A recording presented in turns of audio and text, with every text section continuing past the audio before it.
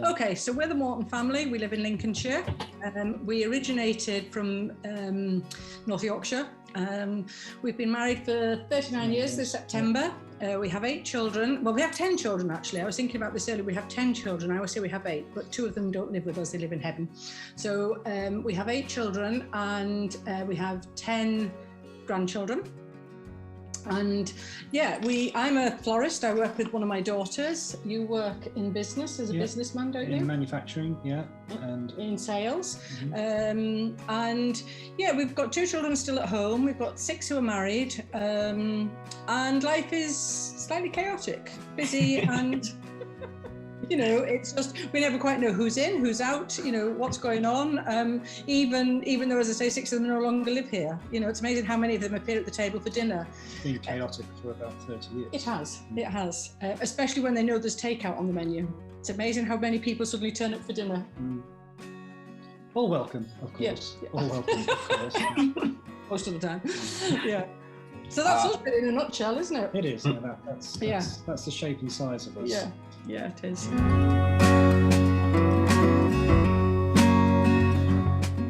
Yes. We've looked it up and none of the answers are right. Well, we've looked it up and realised we're failing hopelessly, I think is the answer. I suppose what... Yeah, we are. Yeah, that says it all. We are failing hopelessly. I suppose holiness is just trying to follow the Lord. It's cutting out of our lives those things that we know shouldn't be there, which is harder, easier said than done. And then for me, it's that following that narrative of Jesus that, I have come, to claim the gospel and give sight to the blind, feed the hungry, and just trying really to kind of follow. Well, the heretics corner is it's going to stick with failing. Yeah, it's suddenly realised that, oh dear, we've got a lot of work to still do. So, but there we are. So that would be my definition of holiness, is that... No, it's knowing what you're supposed to do, trying. Failing. And trying. Yeah, failing. And picking yourself up, dusting yourself down and trying again, I suppose, is the answer.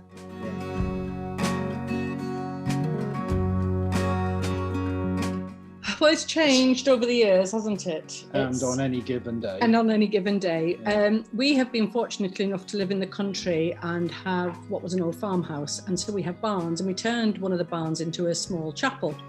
And so when all the children were at home on an evening, we would go out there to, encourage them to pray the rosary. And I always remember saying to one of the nuns in our parish, I can't get them to say, a full rosary, it's just chaos. And she said, she was French, she went, no, you only say 3 for the Trinity. So for years,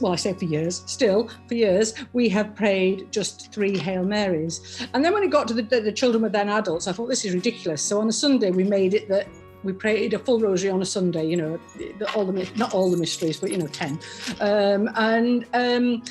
and that worked for us as a family. And it's been a great joy to have that. We've had priests who have come and said mass. We were very involved with Youth 2000 to try and give our children other people's voices. It wasn't just mum and dad banging on about the faith. It was to bring other people into their lives who shared that same spirituality, really. It's very much been down to the primary carer, without a doubt. In our family life, again, the geography of our family, Anne's worked much of the time, and I've worked all of the time.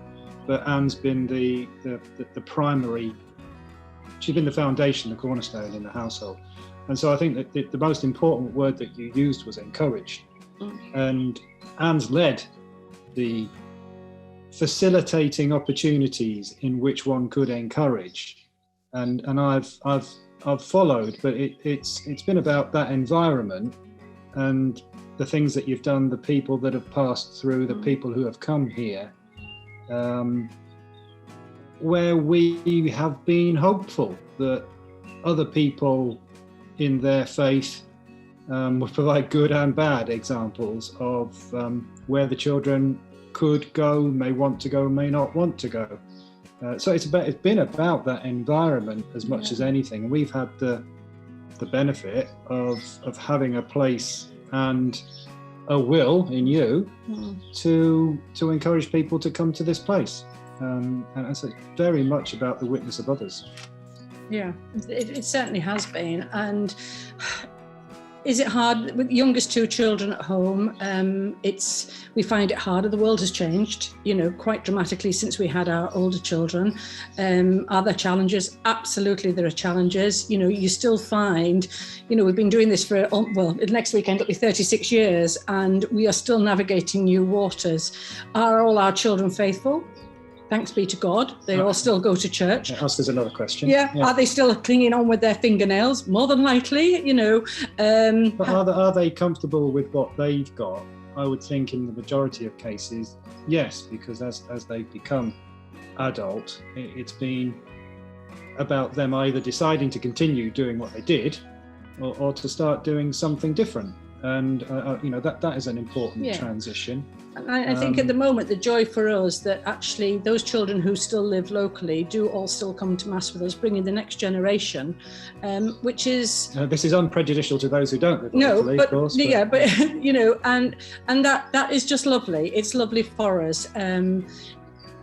It's nothing we've done. It's just, I think by the grace of God, we have just muddled through like every other parent, just trying to do your best. And they're now doing something for themselves. And they've now got to muddle through and do their best. And you try and lay a foundation as best you can.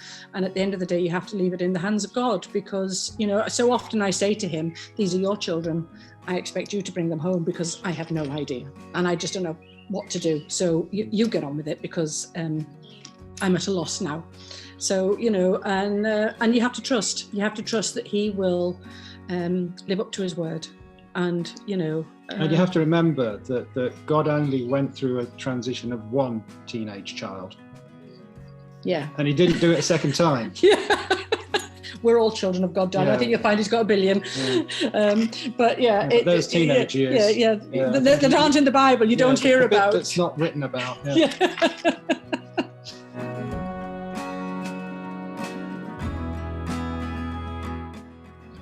I don't know what a grandparent in faith should do because there's too many books, too many preconceptions. I think for me at the moment, faith as a parent. Abdicated. Faith as a parent got better later. Faith as a grandparent, learning more about me. And we don't know what other people have prayed for us when other people have prayed it for us and how that affects us whenever it affects us. And I think there's an element of building up credit. And I think potentially the faith of a grandparent is continuing putting it in the bank. Yeah, I for me, what I do is pray. It's what it's what I do, and I have prayers in my bathroom that I get when I'm brushing my teeth, and prayers of protection for whatever for the kids and the grandkids, and I just continue to really try and encourage them. We've got one of our grandkids making his first communion this weekend, and and it's just they always know that if they want to get in Grandma's right books, they come and tell me something holy that they've done, or whatever, or if they want a nice gift, they'll be, "Oh, Grandma, could I have a crucifix, please?" Flutter eyelashes or something, because they'll know that Grandma's will say, "Of course you can, darling," and would you like some nice Lego to go with that as well? And partly because we are still raising two children, we haven't finished parenting, and so I find it quite difficult in a way to almost be so focused on being a grandparent because I'm still a parent, and a parent of teenage children, and therefore it's I just think that possibly I haven't kind of made that quite leap of just being a grandparent and having to only focus on my grandchildren because I'm not quite there yet. But we're not old enough to have grandchildren. That's what we keep telling ourselves. But it's they serve on the altar, and it warms the cockles of your heart to see your grandchildren serving on the altar, making all the same mistakes that your own children made when they're on the altar, and slouching around, doing the wrong thing. But it's a joy to the heart just to see that actually they're there, they're in church, they're being raised by your children to continue the legacy that actually started a long way back. My parents were faithful, you know, and certainly on my father's side, you know, again, Irish family background, they was faithful. So it's part of that, you know, it will pass down the 1,000 generations, and we're just part of that. We're just part of that passing on from generation to generation. And thanks be to God, you know, he is at work and he is doing that. And please God, he will continue to do that. And I do hope that one of my grandsons becomes a priest, because, you know, I was rather hopeful that I might get a son who was a priest, but seeing as they all decided to get married, I think, well, maybe can I have a grandson, please? But, you know, it's just that idea of, you just want them to walk faith because you know it's the best place for them.